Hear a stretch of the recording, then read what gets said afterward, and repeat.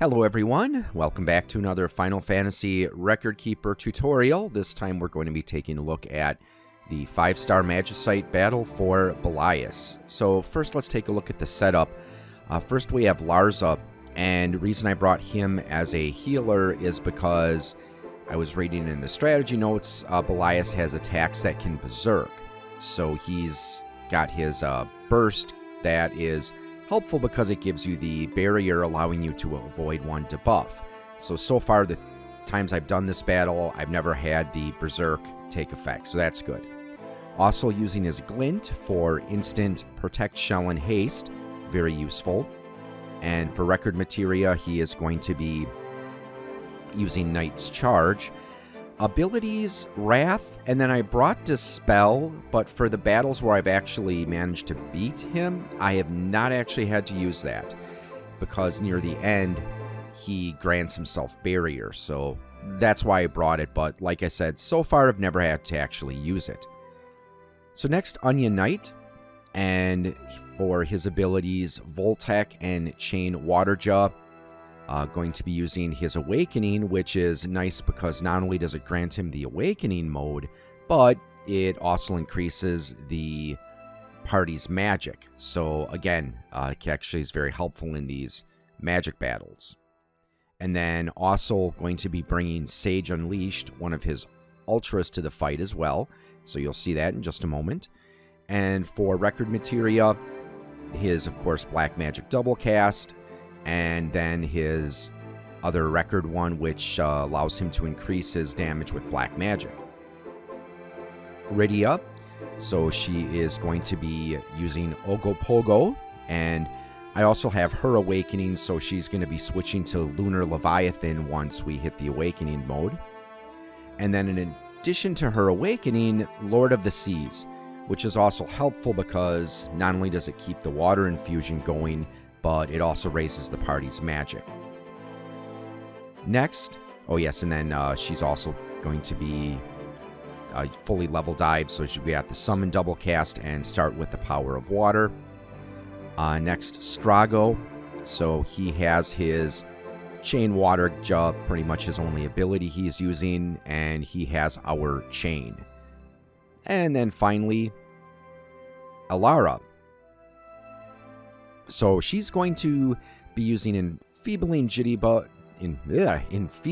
Jitterbug, as well as Allegro con Moto, which actually I probably really don't need it, so I don't know, maybe if I revise my setup, I might give her Dispel instead, and then pretty much Magicka album for her Soul Break, which is nice because, again, the instant heal, the reduced delay of action, as well as the Regenga, which seems to be the trend that a lot of people are doing with the 5-star Magicites. If you're going to only use one healer, generally you want to use one that has Regenga.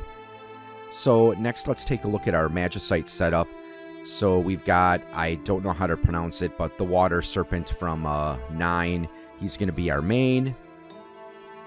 And then for our deck, we've got Framfrit, Octomammoth, Kraken, and Ivray. Pretty much just have Ivray in there for the mind boost, as well as the bonus that you get when you have high hit points.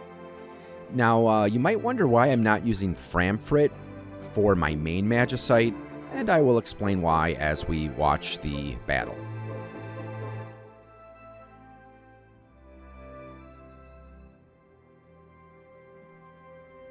So here we go with the fight. So we're going to start with Larza. He's going to use that glint. So right away we're going to get the haste as well as the shell and protect. And we're not going to use Magicka album right away. So once, okay, Onion Knight, he's going to do the wall in just a moment. So Rydia, she's one of our major DPS guys. Larza, after his glint, he's going to do Wrath a couple times. And then Alara, we had her use Enfeebling Jitterbug right away. So we're going to wait until her second turn before we do the Magicka album.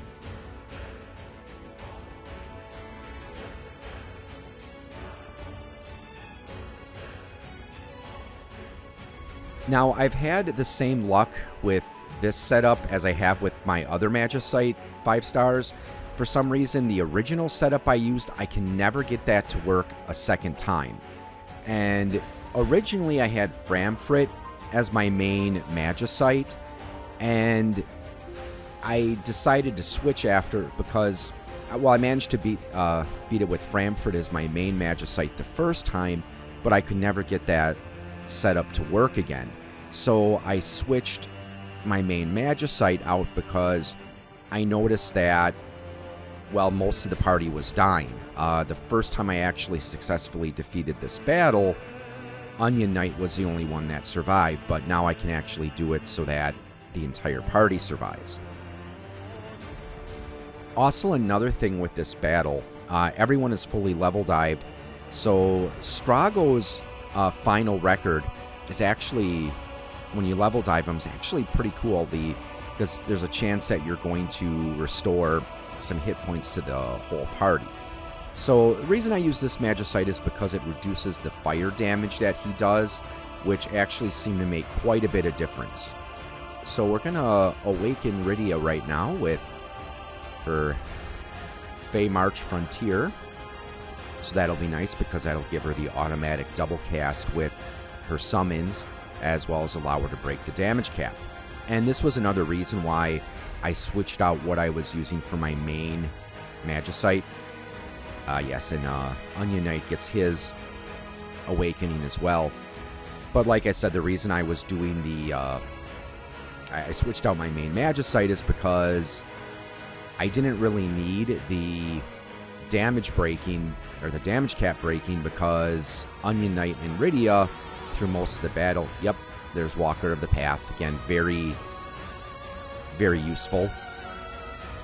So yeah, as you can see, Rydia can easily break the damage cap here, and Onion Knight also gets to break it as well. So that's why I figured, well, I probably didn't need Framfrit as my main, because at least for this particular setup I'm using, breaking the damage cap is not an issue. So that's why I switched and did it so that it reduces his fire attack level, and that actually made all the difference. After my first successful attempt, I did the setup, and I've managed to beat him 2 more times. Now, there is a little bit of RNG with this fight. What really helps is, or what really makes a difference, rather, is if I get the double casts in. Also, again, if Strago can use that ability where he... Or no, not Walker of the Path, Walker of Hope. I think, I'll find out what it is. But yeah, because Walker of the Path, I believe that's actually... what's the guy from Steiner from 9? That's actually his full level dive. Okay, Waker of Hope, not Walker of the Path. So yeah, Waker of Hope. So if you can get that to trigger, it's actually very useful, because it restores some hit points after taking damage. So like I said, very, very useful in these boss fights where you have the real heavy damage.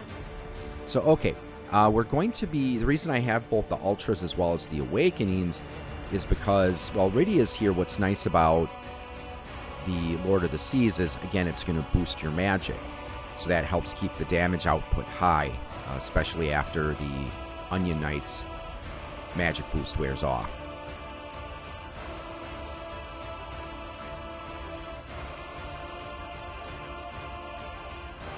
So again, getting very near the end of the fight, I had several near misses before I switched my Magicites around.